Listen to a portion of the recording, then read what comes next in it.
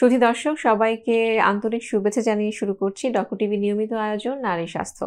আপনাদের সাথে রয়েছি আমি ডাক্তার তানিয়া রহমান মিতুল। দর্শক, আজ আমরা কথা বলবো জন্মদান পরবর্তী নারীর স্বাস্থ্যসেবা নিয়ে। আমাদের সাথে আজ এদেশের একজন স্বনামধন্য অধ্যাপক উপস্থিত রয়েছেন। আমাদের সাথে রয়েছেন অধ্যাপক ডাক্তার ফারহানা দেওয়ান, প্রেসিডেন্ট ও জিএসবি, পাস্ট ডিপার্টমেন্টাল হেড গাইনিয়ান অবস শহীদ সরওয়ার্দী মেডিকেল কলেজ। বর্তমানে ম্যাডাম ইবনে সিনা মেডিকেল কলেজেও কাজ করছেন অধ্যাপক হিসেবে। ম্যাডাম, প্রথমে অনুষ্ঠানের পক্ষ থেকে আন্তরিক শুভেচ্ছা। কেমন আছেন? ভালো আছি। তোমাকে এবং ডক্টর টিভিকে আমি অনেক ধন্যবাদ জানাতে চাই আমাকে এখানে আমন্ত্রণ জানিয়ে কিছু কথা বলার সুযোগ করে দেওয়ার জন্য। অনেক ধন্যবাদ ম্যাডাম। খুব গুরুত্বপূর্ণ একটি বিষয় নিয়ে কথা বলবো। আমরা আসলে সবসময় ভাবি যে গর্ভকালীন সেবাটাই হয়তো বা সব, প্রসব পরবর্তী একটা সেবার প্রয়োজন রয়েছে, সেটা নিয়ে আসলে আমরা অনেক সময় মাথা ঘামাই না। এই যে পোস্টন্যাটাল কেয়ার, এটা আসলে কি? ধন্যবাদ। আমি প্রথমে তোমাকে ধন্যবাদ দিতে চাই এই বিষয়টি নিয়ে আলোচনা করার জন্য। কারণ কি, দেখা যায় যে আমরা প্রসব পরবর্তী কথা নিয়ে আলোচনা করি না। আমরা ডেলিভারি, প্রেগনেন্সিতে কি সমস্যা হতে পারে, প্রসব পূর্ব সেবা নিয়ে কথা, সেটারও গুরুত্ব আছে, কিন্তু এটা অনেক বেশি গুরুত্ব। কারণ কেন গুরুত্ব? প্রসব পরবর্তী কারণে কমপ্লিকেশনের জন্য অনেক মারা যান, এবং সেটা যদি আমরা ঠিকমতো অ্যাড্রেস না করি তাহলে কিন্তু আমরা এই কমপ্লিকেশনগুলোও ধরতে পারি না। ম্যাডামের কাছে এবার জানতে চাই, কোনো কম্পোনেন্ট রয়েছে কিনা, কিভাবে আপনারা স্বাস্থ্যসেবাটা দিয়ে থাকেন?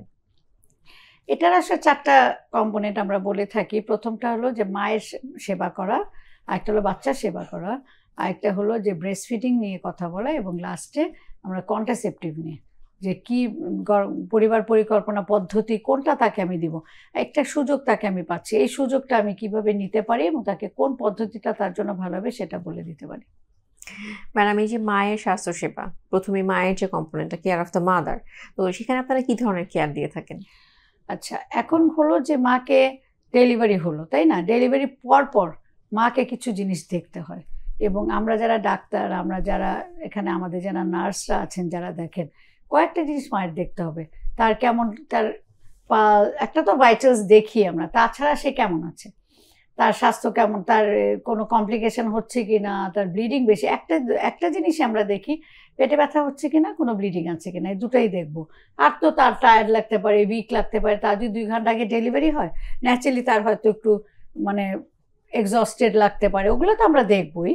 কিন্তু তার সঙ্গে আমরা ভাইটালস দেখি এবং আমরা খেয়াল রাখি যে তার কোনো ব্লিডিং হচ্ছে কিনা। এটার জন্য কিন্তু আমরা ইউটারাসটা মাঝে মাঝে ম্যাসাজ করার কথা বলি, যে পেটে একটুখানি হাত দিয়ে যদি একটু ম্যাসাজ করে দেওয়া যায়, এটা আমরা করতে পারি, এটা রুগীরা করতে পারে, রুগীর মানে নার্সটা করতে পারে, রুগীর অ্যাটেন্ডেন্ট করতে পারে, যে ওনাদের যদি আমরা শিখিয়ে দিই। কারণ এটা করলে কিন্তু আমরা জানি যে প্রসব পরবর্তী রক্তক্ষরণ যেটা, এটা কিন্তু একটা খুব গুরুত্বপূর্ণ কারণ, যে মাতৃমৃত্যু একটি গুরুত্বপূর্ণ কারণ হচ্ছে প্রসব পরবর্তী রক্তক্ষরণ, পোস্টপার্টাম হেমোরেজ যেটা আমরা বলি।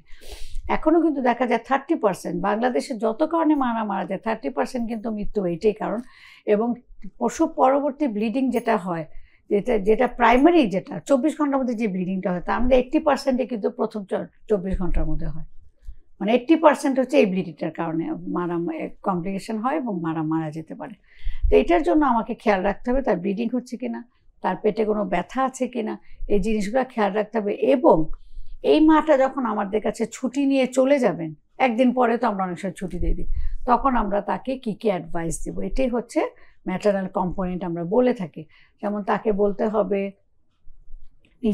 সে নিজের যত্ন নেবে, তা সে তার খাওয়া দাওয়াটা, পুষ্টিটা আমাকে বলে দিতে হবে, যে আপনি এই জিনিস খাবেন, এই জিনিস খেলে ন্যাচারালি তার কিসের জন্য দরকার পুষ্টিটা, 2টা কারণে দরকার। তার স্বাস্থ্যের জন্য দরকার, তার বাচ্চার ব্রেস্ট ফিডিংয়ের জন্য দরকার। ব্রেস্ট ফিডিং দিয়ে তো বাচ্চাটা গ্রো করবে, বাচ্চাকে তো আমরা মুখে কিছু দিব না, এটাকে আমরা বলি এক্সক্লুসিভ ব্রেস্ট ফিডিং।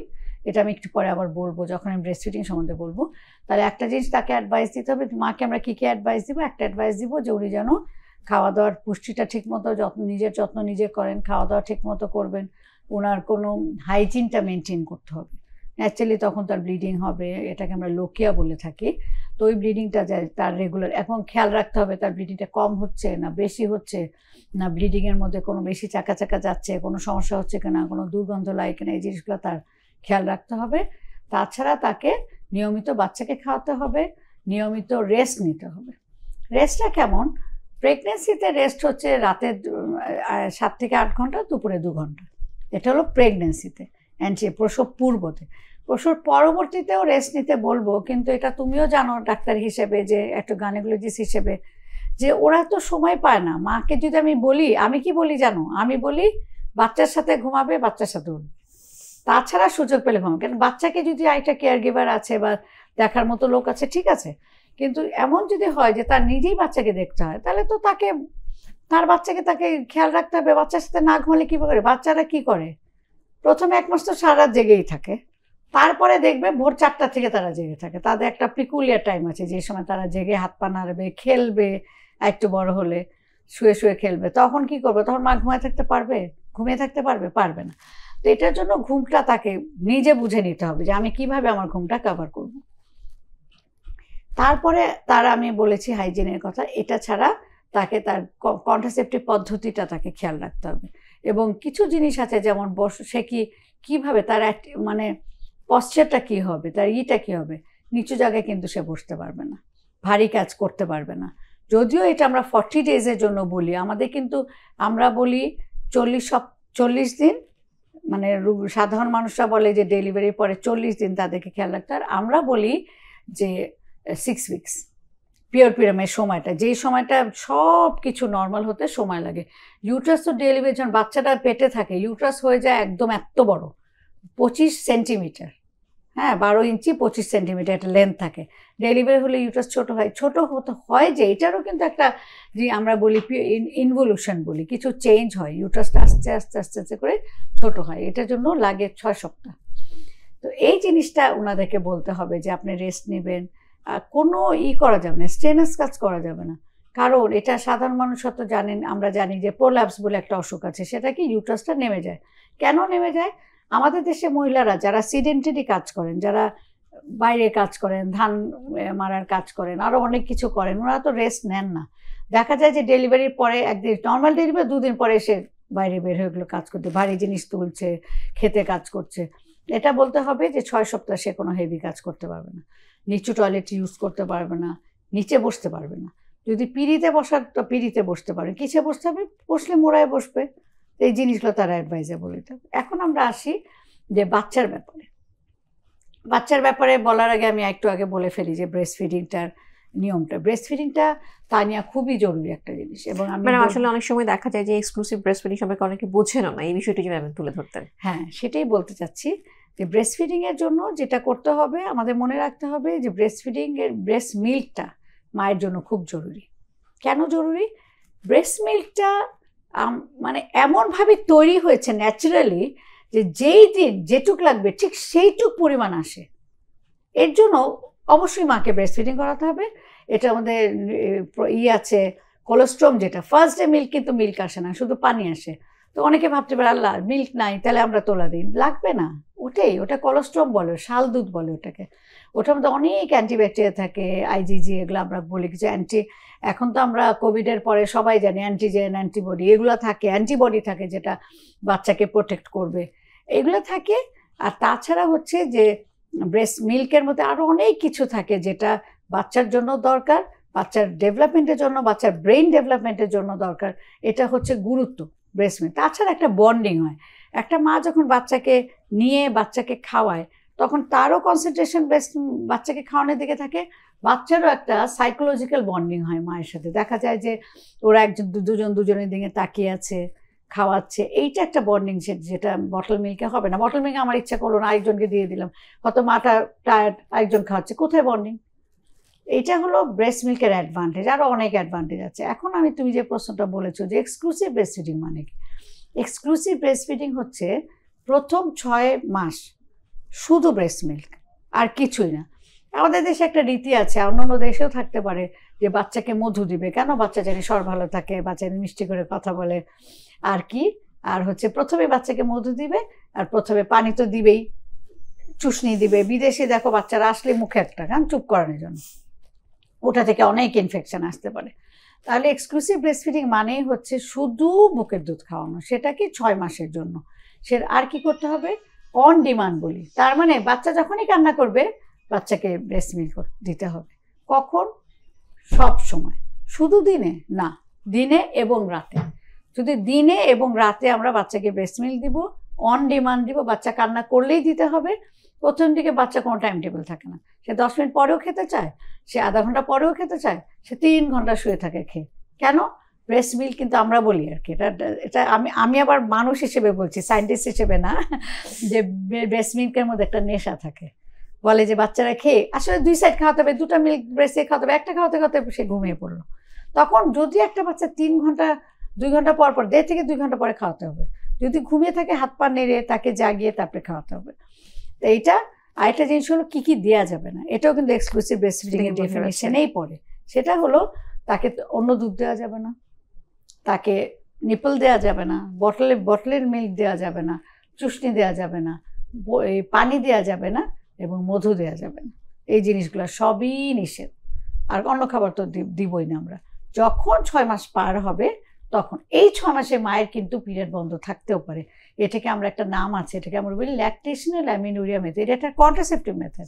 কন্ট্রাসেপশনে আমরা কথা বলবো, তার আগে জেনে নিব যে বাচ্চার যে বেবি যে কেয়ার, সেই কেয়ারটা কেমন হবে।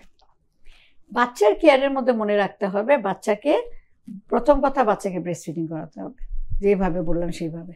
দ্বিতীয় কথা হলো বাচ্চাকে টিকা দেওয়ার জন্য রেডি, সবসময় টিকা দেওয়ার জন্য মনে রাখতে হবে, এবং আমরা সেই টিকাগুলো গভর্নমেন্টের নিয়ম অনুযায়ী দিব। আমাদের দেশে কিন্তু ইপিআই খুব সুন্দর করে টিকা দেন, এবং আমি সবাইকেই পরামর্শ করতে চাই যে তারা যেন ওখান থেকেই টিকাগুলো নেন। এর খুব সুন্দর করে প্রিজার্ভ করা থাকে, এবং এটা বাংলাদেশ কিন্তু টিকার জন্য খুবই নাম করেছে, যার জন্য কোভিডেও কিন্তু আমরা অনেক এগিয়ে গেছি টিকার ব্যাপারে। এর ইপিআই যে প্রোগ্রাম আমাদের, এটা হলো খুবই পপুলার হয়েছে এর জন্য। 2 নম্বর কথা হলো যে বাচ্চাকে সময় মতো তার কোনো যে একটা তো বললাম টিকার কথা বললাম, সময় মতো দেওয়া হবে। আরেকটা হচ্ছে বাচ্চার সময় মতো কোনো চিকিৎসার প্রয়োজন হলে, বাচ্চা কিছু ডেঞ্জার সাইন্স আছে, যেমন বাচ্চা অনেক বেশি কান্না করছে, হলুদ হয়ে যায়, হয়ে যাচ্ছে, পেইল হয়ে যাচ্ছে, অথবা অনেক কান্না করছে, অথবা শ্বাস আটকে যাচ্ছে, অথবা দেখা যাচ্ছে যে এই খিঁচুনি হচ্ছে, জ্বর এসেছে, এইসব হচ্ছে প্রবলেম। মা যখন বাচ্চাকে নিয়ে বাসায় চলে যান যে কোনো প্রবলেমের জন্য, বাচ্চার জ্বর হতে পারে, বাচ্চার ডায়রিয়া হতে পারে, এগুলো আমরা জানি খুব জরুরি কিছু বাচ্চার কন্ডিশন, এগুলো হচ্ছে ডেঞ্জার সাইন্স। এগুলো হলেই বাচ্চাকে নিয়ে আসতে হবে। তাছাড়া বেশি মনে রাখতে হবে ব্রেস্ট ফিডিং, এবং বেশি মনে রাখতে হবে টিকা। খুব সুন্দর ম্যাডাম। আম্বিলিকাল কর্ড বা নাভির কি কোনো যত্ন রয়েছে? অনেকে অনেক কিছু লাগিয়ে আসেন, অনেক কিছু লাগান, অনেক ধরনের, কখনো কখনো কেউ হয়তো বা স্যাভলন লাগাচ্ছেন, কেউ অ্যান্টিসেপটিক লাগাচ্ছেন, অনেকে গোবর, আরও অনেক ধরনের ম্যাটেরিয়ালও লাগান। তো এই বিষয়ে কোনো সচেতনতার কথা বলবেন? এখন আসলে হয় কি তানিয়া, তুমিও জানো যে সায়েন্স একটা এভার চেঞ্জিং জিনিস। একবার তুমি যতগুলো বললে এগুলো কিন্তু ছিল যে কিছু লাগাবে কি না, নাকি না লাগাবে, এটা নিয়ে অনেক তর্ক বিতর্ক। আমরা গোবর টোবর তো আর আমরা বলবো না, কিন্তু হয়েছে কি এখন যেটা লেটেস্ট, মাঝখানে ছিল কিছু না, ড্রাই হয়ে যাবে, নিজে পড়ে যাবে, জাস্ট খেয়াল রাখতে হবে। এখন এসেছে 7.5% ক্লোরহেক্সিডিন। এটাই এখন এভিডেন্স বেস, যেটা আমাদের নিউনেটাল কলিগরা বলে থাকেন, বাচ্চাদের ডাক্তাররা, যে বাচ্চা হওয়ার পরে শুধু ওটা দিয়ে ক্লিন করবো আমরা। আর নাভিটা পড়ার আগে আমি রুগীদের যেটা বলি যে তোমরা যখন বাচ্চাকে যতদিন নাভি না পড়ে, কারো পরে 7 দিনে, কারো পরে 3 সপ্তাহে, যতদিন না পড়ে নাভিটা যাতে টান না লাগে, টান লাগলে কিন্তু ব্লিড শুকিয়ে গিয়েছে 2 দিন পরে নিজের থেকে জানে পড়তে পারে, এর জন্য খেয়াল রাখতে হবে টান যাতে না লাগে। এবং কোনো ক্লিন কাপড় ছাড়া তোকে পরাবে না, তারপরেও বলে দিতে হয় যে বাচ্চাকে ক্লিন কাপড় নাভির কাছে রাখতে হবে। এটা খুব গুরুত্বপূর্ণ।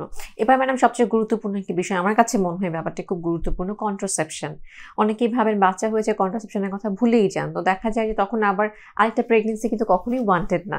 ম্যাডাম এই বিষয়ে যদি কিছু। তার আগে কি আমি ব্রেস্ট ফিডিং সম্বন্ধে একটা কথা অবশ্যই ম্যাডাম, সেটা হলো যে রুগীদের জন্যই মাদের জন্যই বলতে চাই যে ব্রেস্ট ফিডিং আসলে এটা আমি একটু আগে বললাম যেই দিন সেই দিনের জন্য, এবং এর জন্য অনেক মাদের একটাই কমপ্লেন, বাচ্চা বুকে দুধ পাচ্ছে না।